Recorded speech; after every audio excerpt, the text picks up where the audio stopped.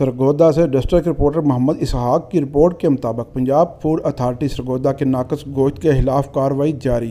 14 मन नाकस बदबूदार और बीमार जानवरों का गोश्त डमिक साइट पर तल्फ कर दिया गया। कार्रवाई खुफिया इतलात मिलने पर ब्लॉक 22 नल चांदनी चौक में मौजूद एक घर में की।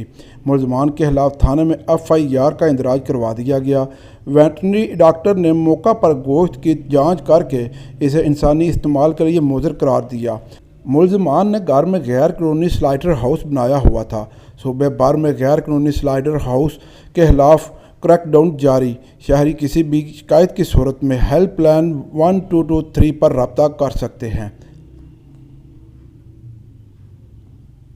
अब तक के लिए इतना ही। मज़ीद देखते रहिए पंजाबी न्यूज़।